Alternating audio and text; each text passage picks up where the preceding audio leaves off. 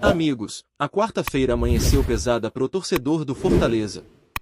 O que era para ser um confronto direto com cara de virada na tabela, acabou virando um daqueles jogos que a gente guarda com amargura na memória. O Fortaleza foi até Porto Alegre encarar o Grêmio, e mesmo com chances reais de sair da zona de rebaixamento, acabou derrotado por 2-1. Mas o placar, meus amigos, não conta tudo. O que definiu esse jogo não foi superioridade técnica, nem domínio do adversário. O que afundou o Leão foram dois erros inacreditáveis do goleiro Magrão, em menos de 20 minutos de bola rolando. É duro falar isso, ainda mais de um cara que vem da base, que é da casa, que tem identificação com o clube. Mas não tem como passar pano. Com 8 minutos, Magrão sai todo estabanado, atropela o atacante gremista e comete o primeiro pênalti. 6 minutos depois, repete a dose, outra bola mal trabalhada, outra saída precipitada, outro pênalti. Aos 17 do primeiro tempo, o Grêmio já vencia por 2-0, sem sequer ter pressionado ou construído para isso. O Fortaleza até começou bem, teve uma boa jogada logo no início, mas depois se perdeu em erros bobos, principalmente na saída de bola. E aí, meu amigo, entregar 2 gols de bandeja num jogo desse peso é receita pronta para desastre. O mais revoltante é que o Grêmio não estava impondo pressão nenhuma absurda. Era um jogo equilibrado, de estudo, sem chances claras. Mas aí entra a tal da falta de maturidade, da falta de leitura de jogo. O Magrão, infelizmente, mostrou que ainda não está pronto para carregar a responsabilidade de ser o goleiro titular do Fortaleza em plena Série A. E olha que ele já vinha deixando sinais. No jogo contra o Bahia, ele quase comete um pênalti numa saída muito parecida. Contra o Bragantino, escapou por pouco de uma expulsão. Só que ontem, tudo estourou de vez. E para piorar, ele ainda correu o risco de ser expulso nos 2 lances. Levou só amarelo, mas um árbitro mais rigoroso poderia ter tirado ele do jogo ali mesmo. E aí o prejuízo seria ainda maior. O futebol, às vezes, é cruel. A gente fala tanto de coletividade, de conjunto, de tática, mas tem jogo que é decidido em erros individuais. E nesse caso, não tem como fugir, o Magrão foi o vilão da noite. Foi ele quem determinou o rumo de uma partida que, pelo contexto, o Fortaleza poderia perfeitamente ter saído com 1 ponto, talvez até com a vitória. Renato Paiva, que fazia sua estreia fora de casa no comando do Leão, tentou reorganizar a equipe. O time não se escondeu, reagiu bem, e chegou ao gol com Daverson ainda na primeira etapa. Aliás, Daverson vem crescendo, marcou pelo 2º jogo consecutivo e mostrou que, mesmo com as limitações, tem estrela, tem presença diária. Ainda no primeiro tempo, o Fortaleza teve chances de empatar. Davidson teve uma cabeçada perigosa, a bola sobrou pro Prior, que desperdiçou. Ávila bateu falta com veneno e obrigou o goleiro Thiago Volpe a fazer uma defesaça. Ou seja, o time não foi omisso, não se entregou. Mas sair atrás por 2-0, fora de casa, contra um time grande, complica qualquer plano. O segundo tempo já foi mais travado, com o Grêmio segurando o jogo, administrando a vantagem. O Fortaleza teve posse, teve iniciativa, mas não conseguiu transformar isso em chances claras. As mexidas do Renato Paiva, sinceramente, não surtiram o efeito esperado. Ele colocou Lucero e Daverson juntos, depois trocou Lucero por Barreiro. Tentou encher a área, partir pro abafa. Mas faltou criatividade, faltou um último passe, faltou aquele jogador que quebra a linha, que clareia o jogo. Marinho, que poderia ser essa peça, nem entrou. E aí fica a dúvida, estava com problema físico? Porque se estava no banco, é porque tinha condição de jogo. E num cenário como esse, deixar o Marinho fora é, no mínimo, questionável. A entrada do Pikachu também não mudou muita coisa. O time perdeu força pelo lado, perdeu dinâmica no meio. Martínez até tentou algo, Diogo Barbosa entrou, mas nada de muito relevante aconteceu. O Fortaleza seguiu tentando, na vontade, no coração, mas sem organização. E no futebol de hoje, só isso não basta. Resultado, derrota amarga, mais uma, e permanência dentro do temido Z4. E o mais frustrante é que essa era a grande chance de sair da zona.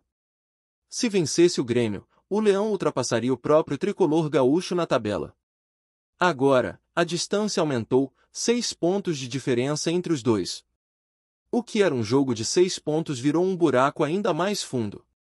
E isso, claro, gera pressão, aumenta a cobrança, deixa o clima mais pesado.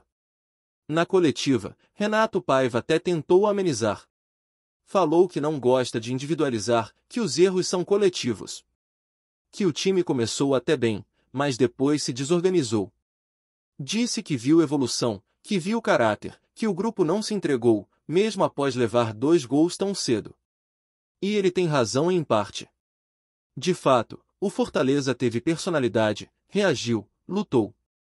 Mas isso não pode esconder a realidade, os erros foram grosseiros e custaram um jogo. E o treinador, mesmo tentando proteger seus atletas, sabe disso. Sobre reforços, Paiva também foi direto. Disse que qualquer jogador que vier tem que ser melhor do que os que estão, senão não vale a pena. Que ainda está conhecendo o elenco e que prefere não encher o time de informações, porque o tempo de treino é curto. Tá certo, é coerente. Mas a verdade é que o Fortaleza precisa se mexer logo. A janela vai até 2 de setembro, mas se deixar para resolver tudo em cima da hora, pode ser tarde demais. A torcida já percebeu isso. E o principal alvo das cobranças, claro, é a posição de goleiro. O Magrão perdeu a confiança da arquibancada, e o João Ricardo ainda não tem previsão de retorno. O Breno também segue fora. A diretoria até trouxe o Vinícius Silvestre, mas ele ainda não foi testado.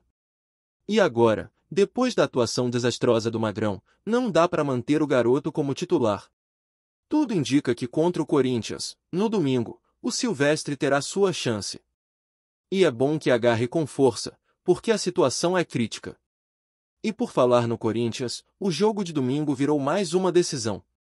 Vai ser fora de casa, na Neoquímica Arena, com todo o peso e pressão que isso carrega. Um jogo complicado, mas que pode ser decisivo para o futuro imediato do time. Se vencer, o Leão pode, mais uma vez, sonhar com a saída da zona.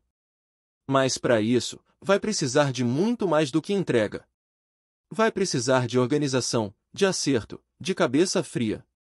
Porque erro como o de ontem, contra o Grêmio, não pode se repetir. Os números do jogo mostram que o Fortaleza teve mais posse de bola, 57% contra 43% do Grêmio. Finalizou mais também, 11 contra 9. Mas quando a gente olha para o placar, o que fica é o aproveitamento. E o Grêmio, mesmo com menos volume, foi cirúrgico. 2 penalidades, 2 gols, 3 pontos. O Fortaleza chutou 3 vezes no gol, mas pecou nas finalizações, nas escolhas.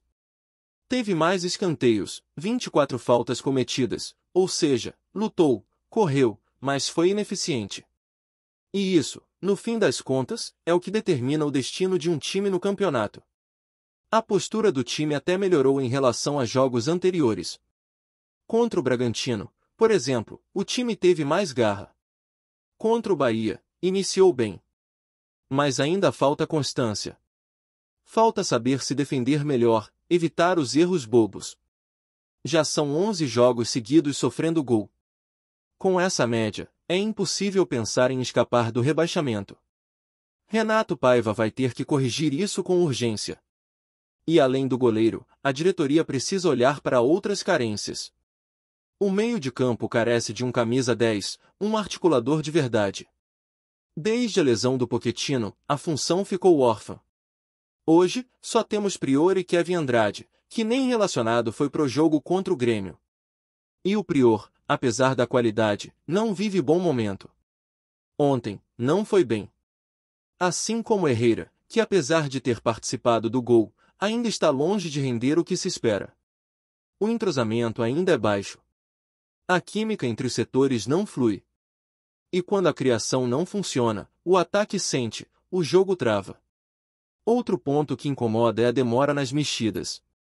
Contra o Grêmio, Paiva esperou demais para colocar Barreiro. Tentou ir pro abafa com 2 atacantes experientes, Daverson e Lucero, mas faltou coordenação. O time ficou previsível, apostando demais em cruzamentos, sem uma jogada trabalhada pelo meio. Faltou ousadia, faltou variação. A verdade é que o Fortaleza hoje vive um momento delicado. Está na 18ª colocação, com apenas 14 pontos. À frente apenas de 2 times. O Grêmio, que era um adversário direto, agora já soma 20. Era a chance de virar a chave, de mostrar força. Mas os erros individuais custaram caro demais. E aí eu quero saber, o que você acha? Magrão merece mais uma chance? Vinícius Silvestre deve assumir o gol já no domingo? E quanto às contratações, você confia que a diretoria vai agir a tempo? Porque a sensação é que se não houver resposta rápida, o cenário pode piorar. E é claro que nesse cenário a pressão vai muito além das 4 linhas. O torcedor já começa a perder a paciência, e com razão. O sentimento de frustração não vem apenas da derrota em si, mas da forma como ela aconteceu. Não é só sobre perder um jogo fora de casa, isso todo time grande vai enfrentar em algum momento da temporada. O problema é entregar de bandeja, errar onde não se pode errar, ainda mais quando você está lutando para sair da zona da degola. O torcedor não aguenta mais ver um time que até joga, que até tenta, mas que não consegue transformar isso em resultado. É como se o Fortaleza estivesse correndo contra o tempo e tropeçando nos próprios pés. E aí não adianta vir com discurso de evolução se a cada rodada os pontos escapam. É lógico que existe um processo, que um treinador novo precisa de tempo, de adaptação, de leitura do elenco. Mas o Campeonato Brasileiro não espera. Ele não perdoa quem demora. E esse papo de que o time mostrou caráter, mostrou reação serve para consolar, mas não para mudar a tabela. Porque a realidade é cruel. O Fortaleza tem um elenco desequilibrado, carente em setores fundamentais, e que ainda não encontrou uma base sólida. Falta um sistema defensivo confiável. Falta um goleiro que passe segurança. Falta um meio de campo que controle o jogo, que dite o ritmo, que saiba cadenciar e acelerar quando necessário. E quando tudo isso falta ao mesmo tempo, o resultado é esse que a gente está vendo. Dentro desse contexto, as críticas ao Magrão são duras, mas inevitáveis. Não dá para proteger eternamente um jogador que, por mais promissor que seja, está comprometendo o time rodada após rodada. E o pior, comprometendo em jogos decisivos. Magrão tem história com o clube, é cria da base, representa um sonho de muitos garotos. Mas ser titular num clube de Série A exige muito mais do que identificação. Exige preparo, exige leitura de jogo, exige frieza. Infelizmente, ele ainda não demonstrou isso.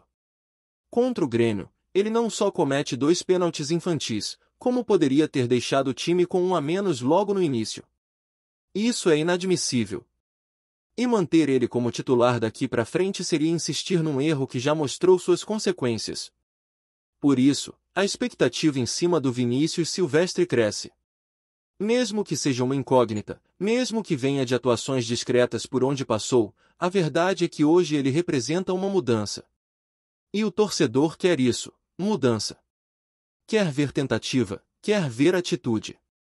Por que insistir no mesmo erro, jogo após jogo, já cansou? E se o Silvestre mostrar pelo menos o básico, com segurança, com decisão, já vai ter dado um passo à frente do que a gente viu nas últimas partidas. Só que não adianta pensar só no gol. A diretoria precisa agir com urgência e ampliar o olhar. Porque não é de hoje que a gente sente falta de um camisa 10 de verdade. Desde a lesão do Pochettino, o setor de criação do Fortaleza virou um buraco. O time até consegue trocar passes, girar a bola, mas não tem quem pense o jogo. Prior ainda está verde. Tem talento, mas precisa amadurecer. Kevin Andrade parece que perdeu espaço de vez. E não dá para jogar uma série inteira dependendo de lampejos de 1 ou 2 nomes. A falta de alternativas deixa o time previsível, engessado. E é aí que mora o perigo. Olha o jogo contra o Grêmio. A posse de bola era do Fortaleza. A iniciativa era do Fortaleza. Mas o último terço do campo parecia um campo minado. Era só a bola chegar ali que as jogadas travavam. Faltava clareza, faltava alguém para quebrar linhas, para dar um passe diferente. O time foi obrigado a apelar pro chuveirinho, pro jogo aéreo, pra bola esticada. E isso, na prática, significa abrir mão da construção. E quando você não tem variação, quando não tem quem organize, qualquer defesa minimamente estruturada consegue te anular. Foi o que o Grêmio fez. Mesmo sem jogar bem, mesmo sem pressionar, soube segurar o resultado com tranquilidade. Outro ponto que não dá para ignorar é o sistema defensivo. São 11 jogos seguidos tomando gol. E isso diz muito. Não adianta o time fazer 1 ou 2 gols se lá atrás a porteira tá sempre aberta. O problema não é só o goleiro. É também posicionamento, cobertura, compactação. O primeiro gol do Grêmio nasce de uma bola nas costas do Bruno Pacheco. O segundo, de novo, uma falha entre os zagueiros. E em ambos os lances, o goleiro chega atrasado, perdido. Isso mostra que o time ainda não tem sincronia defensiva. Não tem uma linha sólida, uma transição defensiva organizada. E quando a defesa não segura, o time inteiro se desestabiliza. A cabeça pesa, o psicológico vai pro espaço. E isso mina qualquer chance de reação no jogo. Renato Paiva tem tentado implementar uma nova ideia de jogo, isso é evidente. Ele quer um time que dite o ritmo, que tenha a bola, que pressione alto. Mas por enquanto, essa ideia ainda não virou prática consolidada. A equipe oscila demais. Tem bons momentos, como contra o Bragantino, mas não consegue manter a intensidade, não consegue transformar volume em resultado. E isso exige ajustes urgentes. A leitura do jogo contra o Grêmio escancarou essa falta de equilíbrio. Quando o time teve que correr atrás do placar, até mostrou coragem. Mas não teve organização, não teve repertório. Foi na base da insistência, da vontade. E, como a gente sabe, vontade sem tática não segura ninguém na elite. A própria entrevista coletiva do Paiva reflete isso. Ele reconhece os erros, admite que ainda está conhecendo o elenco, e tenta tirar o peso das costas do Magrão. Diz que os erros foram coletivos, que a bola só chegou ali por falhas no meio, nas perdas de bola. E tem um pouco de verdade nisso. O time, de fato, errou muito na construção, especialmente nos primeiros minutos. Mas quando o goleiro comete 2 pênaltis em 6 minutos, não tem como fugir da individualização. Ele foi o protagonista negativo. E Paiva, mesmo tentando amenizar, sabe disso. Só que faz parte da gestão de grupo. Ele não pode expor o jogador publicamente. Mas internamente, é evidente que mudanças virão. E aí entra um ponto crucial, a janela de transferências. O torcedor já entendeu que o time precisa de peças novas. E não é só por carência técnica. É por necessidade de renovação mental. Um grupo que perde confiança começa a se arrastar. Começa a jogar no automático. E é aí que 1 ou 2 reforços pontuais podem mudar o ambiente. Um goleiro que passe segurança. Um meia criativo que organize. Um volante que marque forte e saiba sair jogando. São esses detalhes que fazem a diferença. E a diretoria precisa agir agora. Não adianta esperar até o final da janela. Até lá, podem ter passado mais 4 ou 5 jogos. E se esses jogos não renderem pontos, a situação pode se tornar irreversível. Porque a tabela não espera. E o cenário que vem pela frente é pedreira. Domingo, tem Corinthians fora. Depois, Botafogo, depois Libertadores. Não dá tempo de respirar. E com essa maratona, qualquer vacilo vira tragédia. O jogo contra o Grêmio era para ter sido um ponto de virada. Uma vitória ali mudaria tudo. Daria moral, tiraria o time da zona, traria confiança. Mas a derrota jogou tudo por terra. E agora, o próximo tropeço pode cobrar um preço ainda maior. O torcedor, como sempre, continua sendo a força mais constante desse time. Mesmo com a fase ruim, mesmo com os erros repetidos, o apoio segue firme. Mas até isso tem limite. A paciência da arquibancada começa a se esgotar. Porque não é fácil ver um time que entrega esforço, mas não entrega resultado. Que corre, mas não pensa. Que briga, mas não se impõe. O Fortaleza precisa reencontrar sua identidade. Precisa se reorganizar. Precisa parar de errar o básico. E não é só em campo. É fora dele também. A diretoria tem que ser mais ágil, mais assertiva. Não dá para esperar o pior acontecer para começar a agir. O trabalho tem que ser preventivo, não reativo. E o momento é agora. Se deixar para depois, pode ser tarde. O campeonato está na metade, mas a margem de erro já acabou. Cada jogo agora é uma final. Cada ponto vale ouro. E o Fortaleza não pode mais se dar ao luxo de desperdiçar oportunidades como a de ontem. No fim das contas, o jogo contra o Grêmio foi mais um capítulo de uma história que o torcedor já conhece bem. Começa com esperança, tem momentos de reação, mas termina em frustração. E isso precisa mudar. Porque se continuar assim, o desfecho dessa temporada pode ser doloroso demais. E ninguém aqui quer ver o leão afundar. A hora de virar a chave é agora.